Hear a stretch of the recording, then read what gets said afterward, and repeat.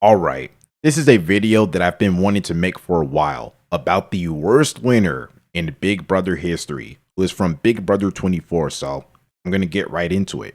In week 1, they got the whole house against them. By stands, this was shrugged off and chalked up to racism and sexism when there's stuff that they did that wasn't good gameplay, like wearing the finale outfit. They never really considered how that could come off to some. Also, they betrayed the women by telling Monty that Paloma was going after the guys, so there goes the feminism narrative, and it's just sloppy gameplay. All of those women had a completely valid reason to not like them and want to get them out of the house, as they were dragging them down, ruining their games. Also, in a post-game podcast from Daniel and Terrence, Daniel said that earlier in that week, when everyone was having dinner and going around the table sharing their stories, talking about themselves, talking about why they're on Big Brother, when it was their turn, they said that they're the type of person that will not only stab you in the back, but they will also stab you in the front, to which Daniel said that changed the vibe of the room. It's because everyone was crying. They're vulnerable in that moment, but they said that they wanted to stab them in the back, to which Daniel said that changed his mood about them. And that comes from two players that were in the house playing the game, so it doesn't get more real than that. So no, they were not targeted for quote unquote no reason at all. Not liking reasons why someone was targeted is completely different from lying and saying that there's no reason. No one ever gave a reason for why they wanted to target that person. They gave everyone some ammo and they were targeted for it. It's just that simple. So they found themselves on the week 1 eviction night block and only stayed for 2 reasons. One was because Paloma self-evicted, canceling the eviction because she was at least at risk of going home because of the backstage boss twist. This was a detail that wasn't understood in the following season when Twitter stands wanted to use a guy that wasn't on the block but got removed from the game. They wanted to use that as a reason to bail another black woman out for their bad gameplay, while not realizing that the circumstances were completely different from last year. Anyways, going back to Big Brother 24, a common defense used for this point is that even though the eviction got canceled, they still survived because they beat Alyssa in the backstage competition that they used for the week 2 HOH qualifier round when the backstage twist got canceled. Couple of things wrong with this. There's no way to know for a guaranteed fact that they still beat Alyssa if the competition took place under normal circumstances. There is a big difference between playing in a winner-go-home competition and playing in an HOH comp that's not necessarily winner-go-home. The vibes are different. Some players rise to the occasion, and some players choke under pressure. Although they beat Alyssa in the HOH qualifier round, there's no guarantee that they beat Alyssa under the circumstances that this competition was supposed to take place under. Even if that's the most likely scenario, I can't give them credit for something that they didn't accomplish, to which they didn't. That competition did not take place under the circumstances that it was supposed to take place under, so it's just a hypothetical and a deduction at best. The other problem with this is that even if they went on to win this competition under the right circumstances, they still got saved by a twist. It's not a good look for Social Game to be their calling card, but they absolutely needed to win a competition to avoid getting evicted unanimously on week 1. No matter what, their survival in week 1 comes with an asterisk tacked on because there's nothing that they did to survive the block to ensure that they'd make it to the second week of the game. Without Paloma leaving, without the backstage twist, they are an easy unanimous vote out of the house. And they didn't cause any of this. They didn't cause Paloma to self-evict. They didn't cause the backstage twist to get canceled. So there's no credit that I can give here. In the second week, they were able to survive the block yet again, but that's not because of their own actions. This was because after a woman left the game in the first week, Ameerah wanted to even the numbers, despite the person that Ameerah wanted to protect being a house target. That person gets credit for being this mega feminist when that title really belongs to Ameerah. Ameerah was all for the women, which is something that I cannot say for the other person, as they threw the women under the bus in the first week. Also, one of their closest allies, Michael, wouldn't use the POV on them to ensure their safety. I'm just keeping track of times when they had no influence in the game. So yeah, although they survived this week, they had very little involvement in staying. Like, I can't even give them credit for actively swinging everyone in the direction of keeping them. Them staying in this week was a decision that was largely controlled by others. In week 3, one thing that they wrongfully get credited for is the formation of the leftovers. The argument in favor usually sounds something like the leftovers formed to protect them from the bullying.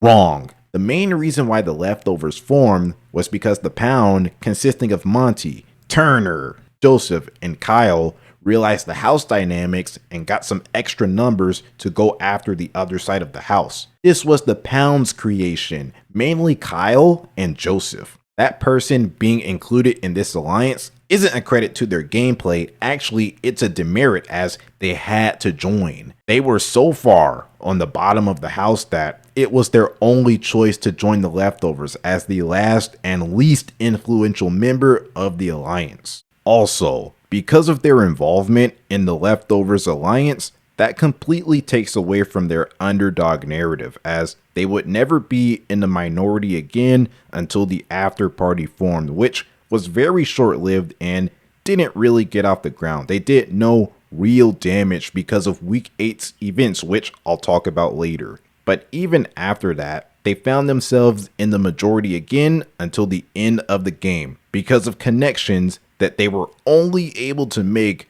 through this leftovers alliance. They played the majority of this game in the majority. Everyone in the leftovers was one of the most privileged players in the game because they were in the majority and they were the best competition players in the house, so they weren't underdogs at all. Players like Terrence and Daniel became the real underdogs after this alliance got created. In week 4, they survived the block against Nicole, yet again as a pawn. It's not like they went up as the main target and had to convince everyone to vote their way. They were not the main target for this week because they were in the leftovers alliance. They only touched the block next to Nicole because of the Festy Besties twist. I gotta add that context when it comes to this surviving the block narrative.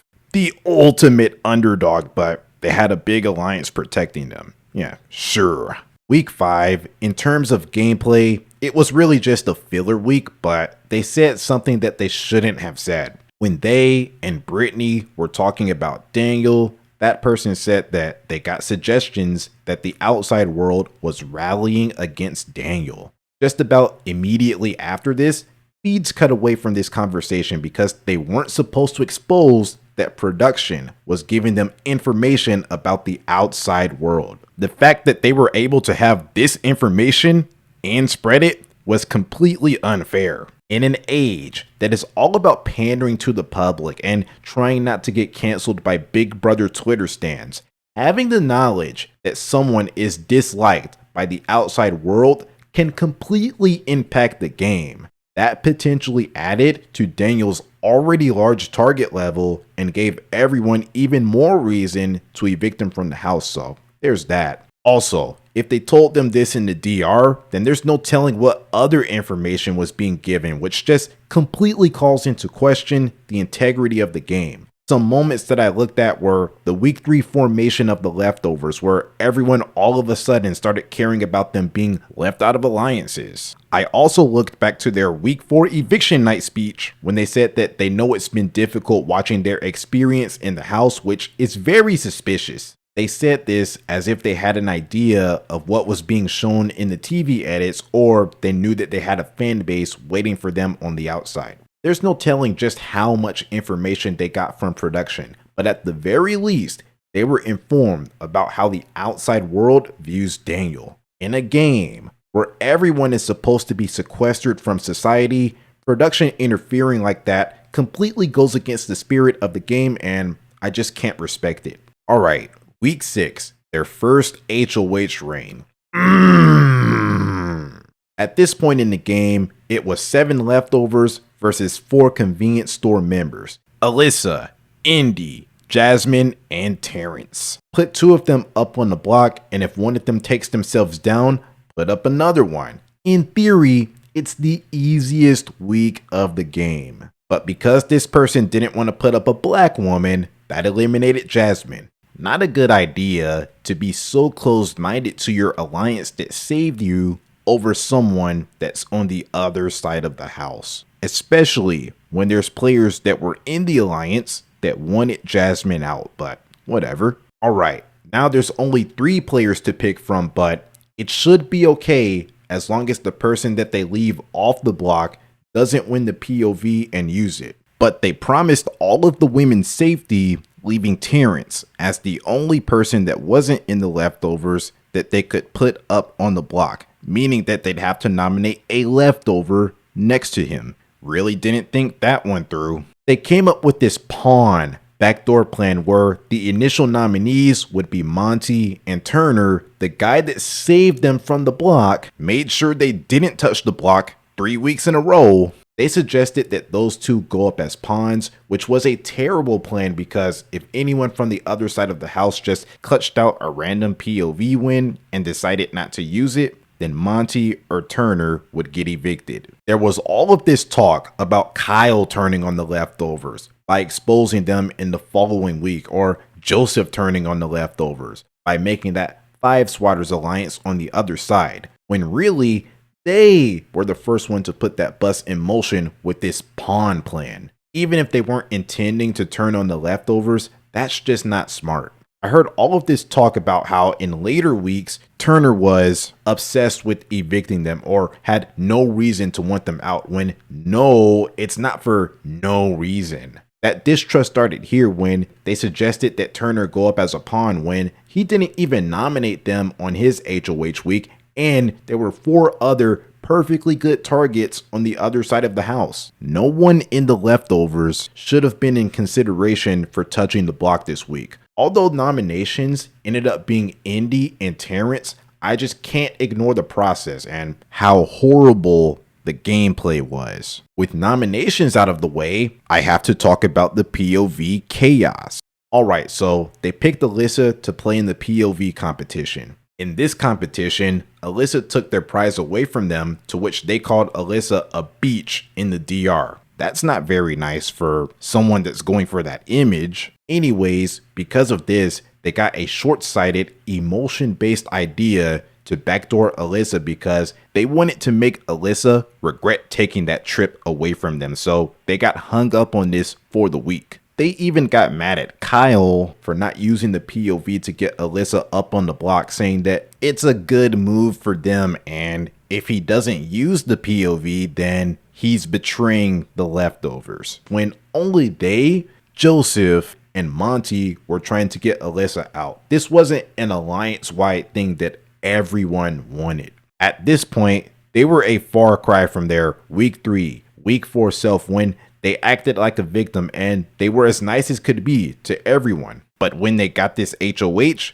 their true colors showed. They turned into the bully. They turned into the entitled one, acting like Alyssa shouldn't have taken a trip when that's the game. Anything goes, and they picked Alyssa to play in the competition. Acting like everyone had to play for them when they said that Kyle had to use the POV, and they got mad at Kyle when he didn't use the POV. They just can't handle having power, or at least safety in the game. They had no power on this HOH reign, which brings me to my next point. In this week, their initial target was Terrence, but they weren't able to keep the target on him. Rather, it shifted to Indy, so that's a fail. Then, when they wanted to get Alyssa out of the game, they failed at that. They had absolutely no influence on their own HOH week, which is a big knock on their game. Although Indy left the game wanting to vote for them, I can't ignore a whole week of bad gameplay just because of that. It's so results oriented.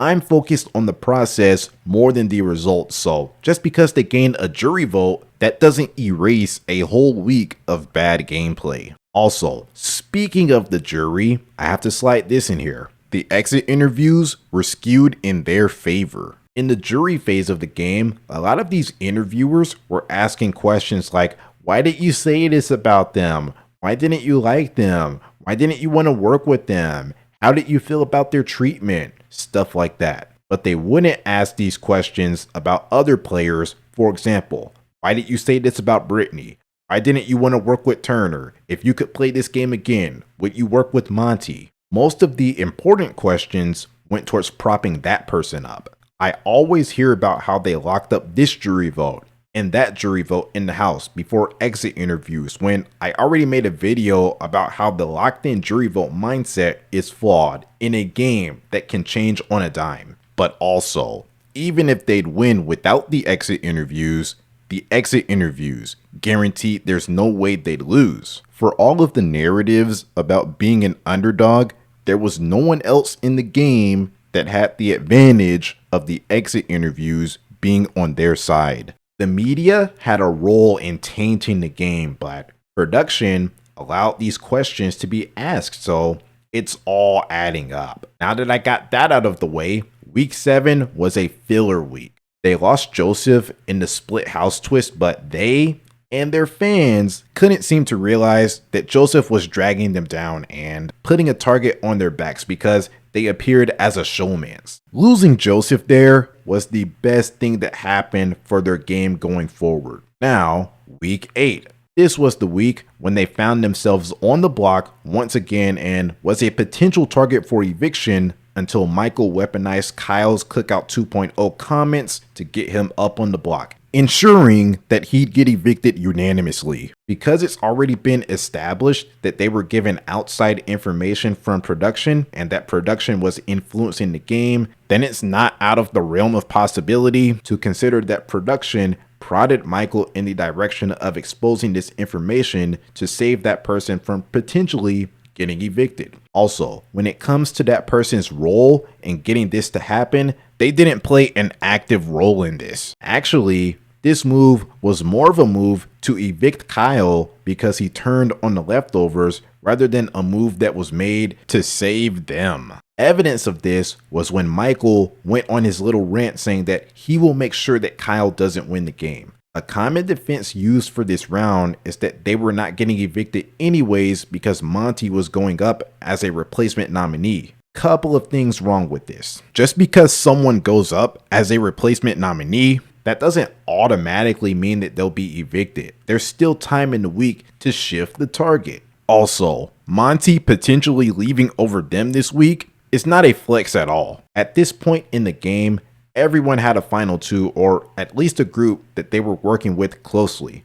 Michael and Brittany were an obvious pair. Kyle and Alyssa were an obvious pair. Turner had a final two with Kyle. Terrence didn't have a final two, but he was more aligned with the after party side of the house, consisting of himself, Turner, Alyssa, and Kyle. At this specific point in the game, Monty was the only person that had that person in final two plans. Of course, let the game play out and they have a chance to make better connections, but based on the way that things were set up at that point, they'd have a tough time getting to final two because no one except Monty wanted to take them. So even if Monty were to get evicted over them, that's completely negative based on where the house was at that time. Also gotta add this in here. This was yet another time when Michael, one of their closest allies, didn't use the POV on them, but they didn't need the POV this week actually. Michael took Brittany down because if he left Brittany up next to Kyle, the after party could just flip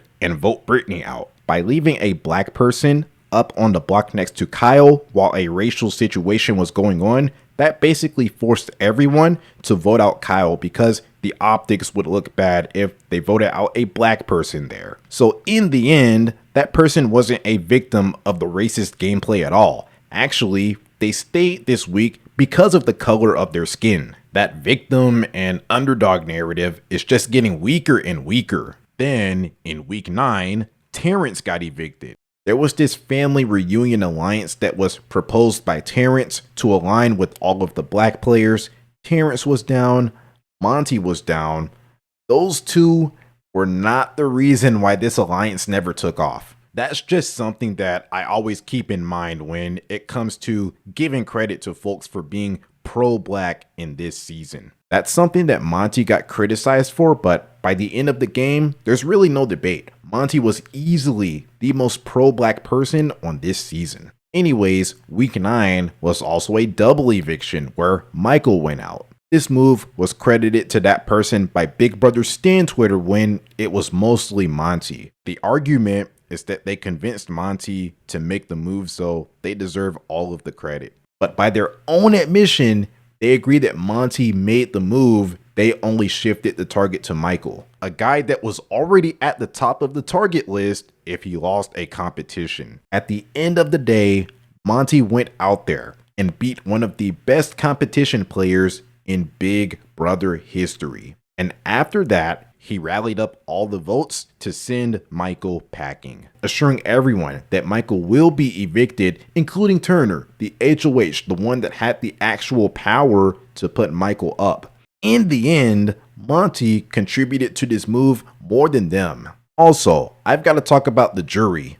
This was a move that the jury credited to Monty and Turner. If this person actually made that move and the jury didn't give them credit for it, then that just shows how bad their gameplay was, how bad their jury management was. Part of jury management is managing your perception to the jury. The fact that the jury didn't think that they had any role in this move shows how they actually felt about their game, which is that the game was happening around them. Also, they never really made an attempt to claim this move while the game was going on. If they actually made this move but didn't claim it, then it just shows a lack of awareness, a lack of being in tune with the game. There are no positives for them when it comes to this Michael move. Then in week 10, they had another bad week. First off, they literally quit the HOH comp, so resilience is out the window. Then they got this tunnel vision when it came to evicting Turner. It's ridiculous how the jury members were describing their game, saying that it's not about their resume, it's about their story, when they sure weren't leaning into that by trying to make a resume move by getting Turner out. They tried to play that style of game, then when they failed, now all of a sudden, resume doesn't matter. Also, this was yet another time when they failed to not only get their target out, but they couldn't convince Monty to renom Turner instead of them, putting them in harm's way, just showing a lack of control and influence. Then after renominations, when they found themselves on the block next to Alyssa, they decided that it would be a good idea to sleep in Monty's HOH room and distance Brittany. One of the votes that they needed to stay this week, or at least the vote that they needed to make things a little less rocky and not have to force the HOH to make a tiebreaker vote. This is why the potential flip started happening when Brittany promised her vote to Alyssa.